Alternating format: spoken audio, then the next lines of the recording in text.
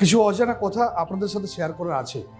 হয়তো অনেক মানুষ আমাকে আজও ভুল বোঝে, হয়তো অনেক মানুষ আমাকে ঠিকঠাক চেনে, হয়তো অনেক মানুষ আমার সাথে মেলামেশা করার পর দেখেছে যে আমি কি রকমের মানুষ।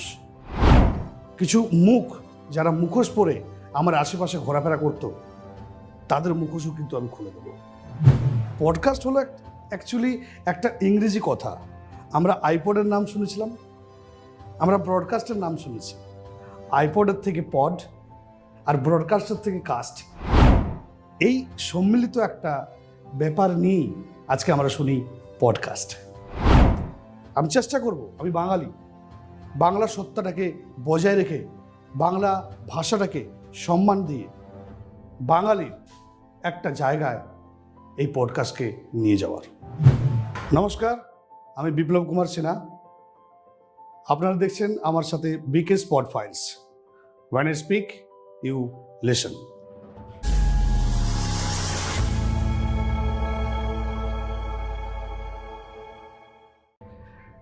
আজকে প্রথম দিন, আজকে কোনো বিষয় নিয়ে আমরা আলোচনা করব না, বা আমি আলোচনা করব না। আমি শুধু কয়েকটা কথা আপনাদেরকে বলবো ব্যক্তিগতভাবে, ইন্ডিভিজুয়ালি, এই বিকে স্পট ফাইলসে। পডকাস্ট জিনিসটা কি? অ্যাকচুয়ালি আমরা সবাই জানি যে পডকাস্ট এখন ভারতবর্ষ তথা সারা পৃথিবীর মানুষের কাছে একটা নতুন ট্রেন্ডিং, একটা নতুন ফ্যাশন। এখন সবাই অলিতে গলিতে বিভিন্ন রকমভাবে, বিভিন্ন সময়ে, বিভিন্ন বিষয়ে সবাই কিন্তু পডকাস্ট করে থাকছে। এই পডকাস্ট করার পিছনে কিন্তু অনেক রকম উদ্দেশ্য আছে, অনেক রকম ঘটনা থাকে, জ্ঞান থাকে, কিছু ইমোশন থাকে, কিছু ঘটনা থাকে যেগুলো বলার জন্য, যেগুলো হয়তো সাধারণত আমরা মেন স্ট্রিম মিডিয়া বা অন্য কোথাও খুঁজে পাই না বা বলা যায় না। কিছু কথা, কিছু না বলা কথা, কিছু না বলা জিনিস শোনা, যেগুলো শোনা হয় না, যেগুলো দেখাতে গিয়ে হয়তো আমাদের বিভিন্ন মিডিয়াতে বিভিন্ন বাধা বিপত্তির কারণে দেখানো যায় না। কিছু অজানা কথা, কিছু অজানা জিনিস, কিছু অজানা গল্প, যেগুলো বিশ্লেষণের মাধ্যমে খুঁজে নিয়ে আসা এবং সেগুলো সত্য রূপে, সত্যভাবে দেখানো, এটাই পডকাস্ট। পডকাস্ট হলো অ্যাকচুয়ালি একটা ইংরেজি কথা।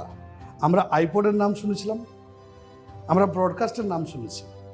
আইপডের থেকে পড আর ব্রডকাস্টের থেকে কাস্ট, এই সম্মিলিত একটা ব্যাপার নিয়েই আজকে আমরা শুনি পডকাস্ট। তো আমার পডকাস্ট করার পিছনে মূল কারণটা কি? আমি তো ভেবেছিলাম যে আমার নাম যেহেতু বিপ্লব কুমার সিনহা, অনেক মানুষ অনেক রকমভাবে আমাকে চেনে। কেউ বিজনেসম্যান হিসাবে চেনে, সাময়িকভাবে কিছুদিন অ্যাক্টিংও করেছি, তো এনজিওতে কাজ করেছি, মিডিয়াতে কাজ করেছি বা করছি এখনো। তো আমার মধ্যে হঠাৎ করে পডকাস্টের ধারণাটা এলো কী করে? এর একটাই কারণ যে মিডিয়াতে আমি কাজ করেছি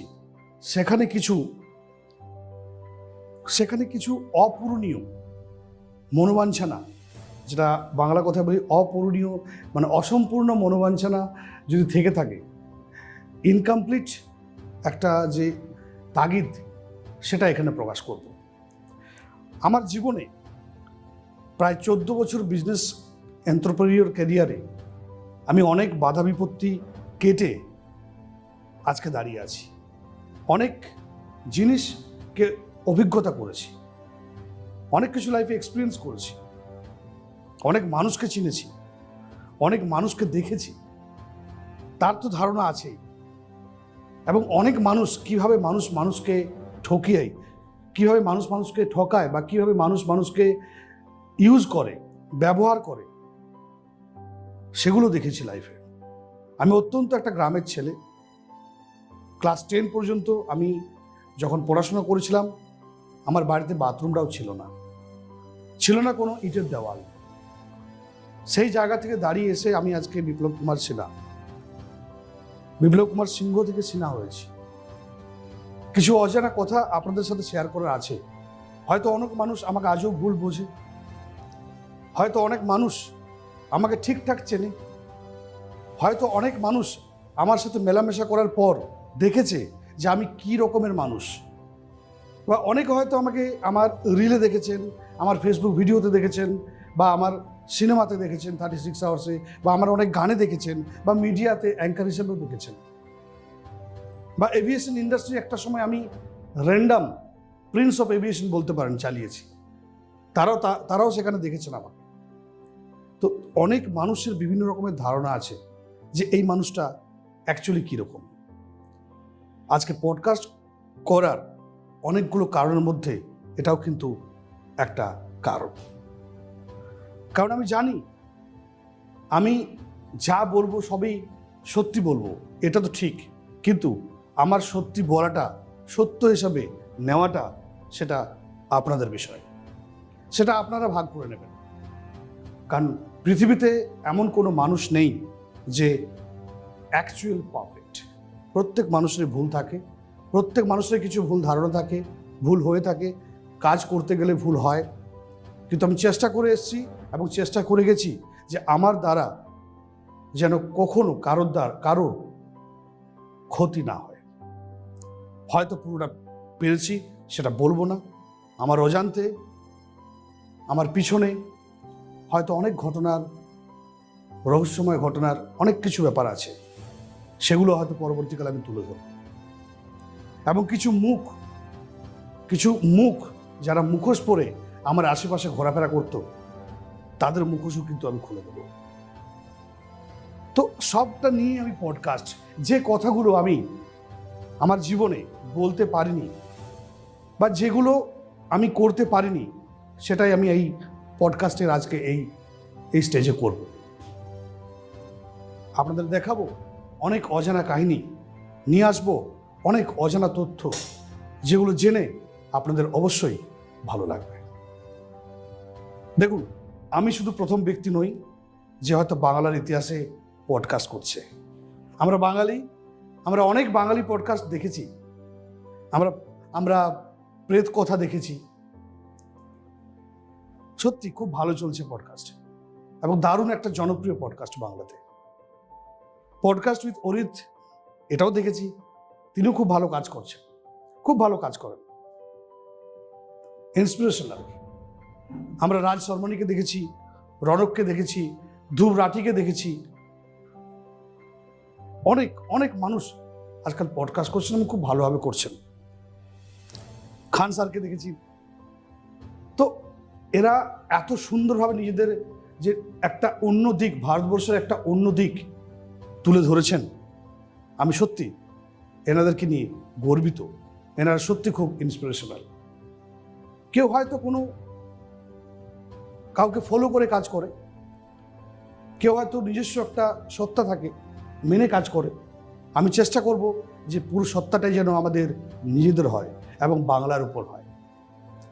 আমি চেষ্টা করব, আমি বাঙালি, বাংলা সত্তাটাকে বজায় রেখে, বাংলা ভাষাটাকে সম্মান দিয়ে বাঙালির একটা জায়গায় এই পডকাস্টকে নিয়ে যাওয়ার।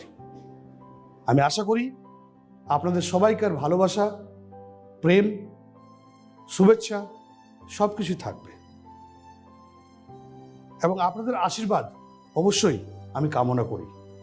আমি বিপ্লব কুমার সিনহা আপনাদের জানাই যে আজকের এই ফার্স্ট এপিসোডটা আমি আপনাদেরকে জানালাম, আপনাদেরকে ডেডিকেট করলাম, এবং আগামী দিনে শিক্ষা, বিজ্ঞান, জ্যোতিষশাস্ত্র, জ্যোতির্বিদ্যা,